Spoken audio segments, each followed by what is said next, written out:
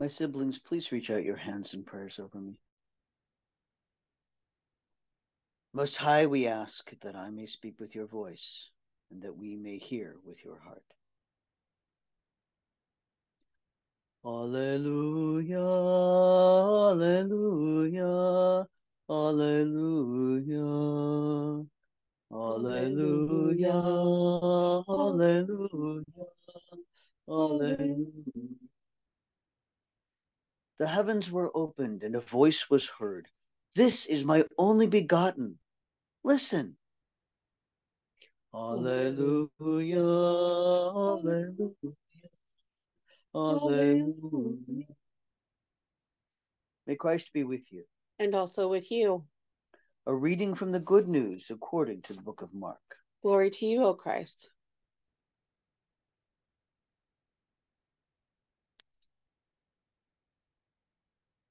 In the course of preaching, John said, "One more powerful than I is to come after me. I am not fit to stoop and untie his sandal straps. I have baptized you in water, but the one to come will baptize you in the Holy Spirit." It was then that Jesus came from Nazareth in Galilee and was baptized in the Jordan River by John. Immediately on coming up out of the water, Jesus saw the heavens opening and the Spirit descending on him like a dove. Then a voice came from the heavens. "You are my beloved, my own. On you my favor rests." This is the gospel of Christ. Praise to you, O Christ.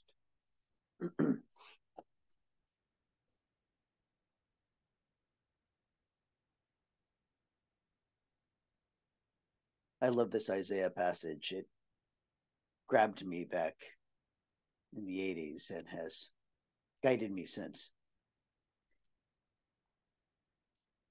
But the piece that really resonates today when we're talking about Christ's baptism is that declaration. "Here is my servant whom I uphold, my chosen one in whom I delight. I have endowed you with my spirit that you may bring true justice to the nations." And it's after all those descriptions of such a gentle presence that this declaration is made. Psalm 29 brings back in the water theme. "The voice of our God is upon the waters. The God of glory thunders upon the waters. The voice of God is powerful.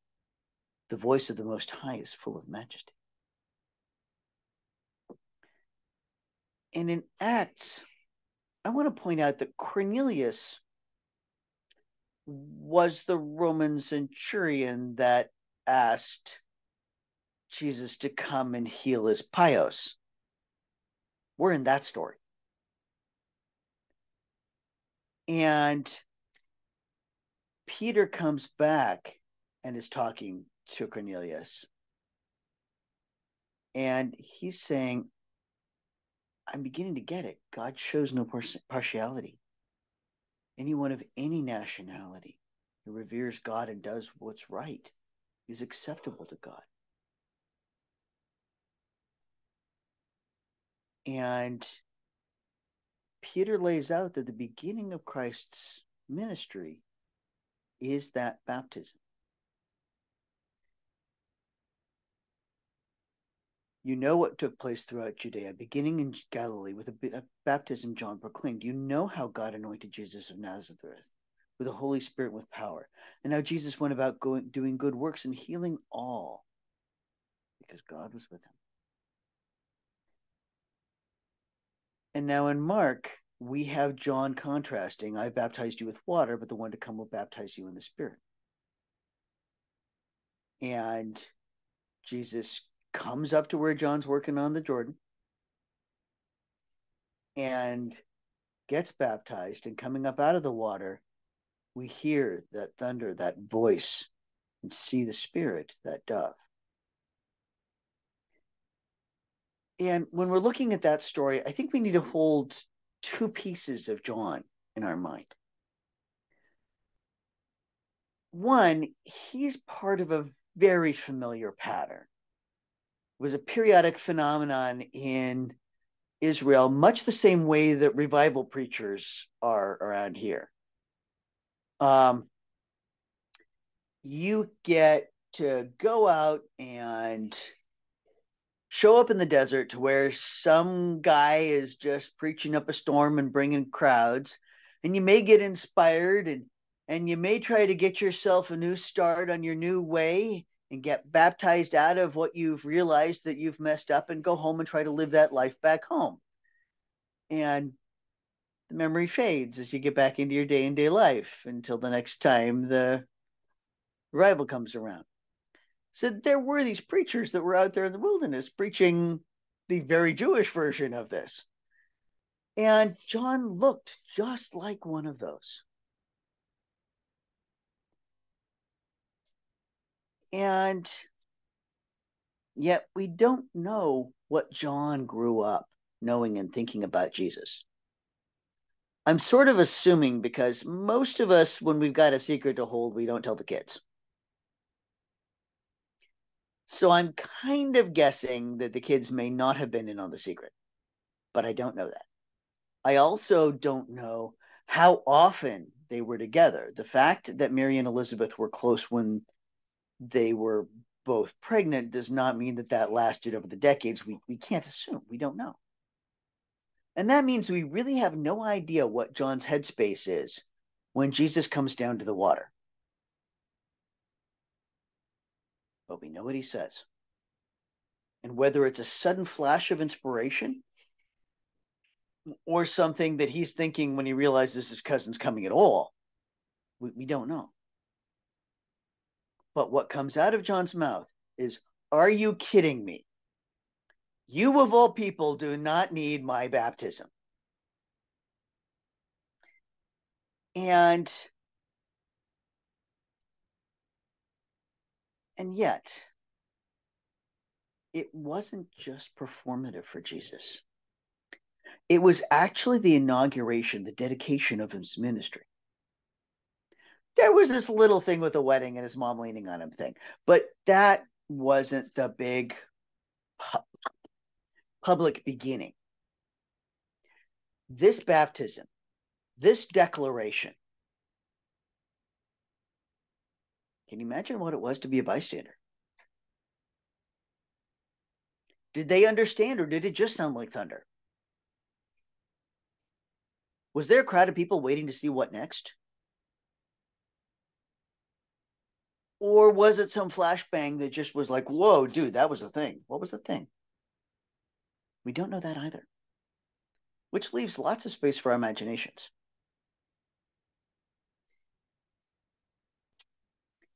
In this, or whoever heard it, and clearly enough people heard it, God acclaims Christ and claims Christ before the crowd. And the interesting thing is that this is this public beginning, but you know the next thing he does? That's the temptation in the desert. He goes off and thinks and prays and has that little hostile encounter with Satan. But also, do you know who Jesus' first disciples were? Two of John's. He comes back out of the desert.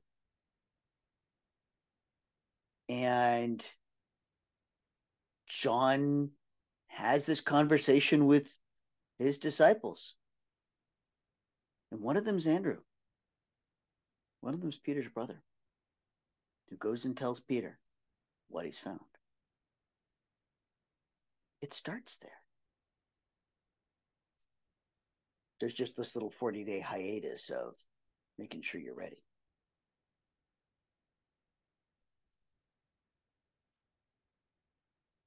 We talk about this encounter, and we talk about a lot of major things that happen in our lives as watershed moments.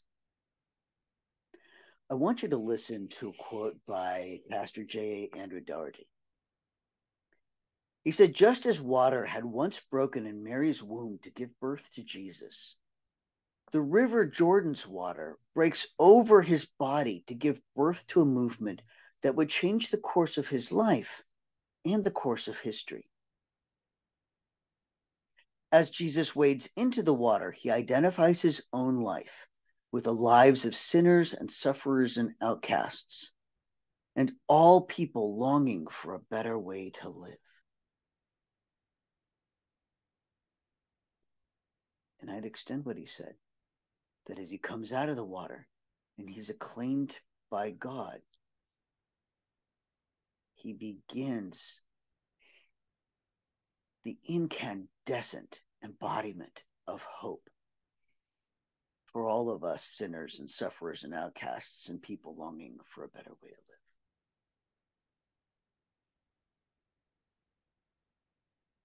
And I wanted to talk about watershed moments. And so I want to know what watershed moments you've experienced and how have those changed your course? Did you know when you started? Let's talk.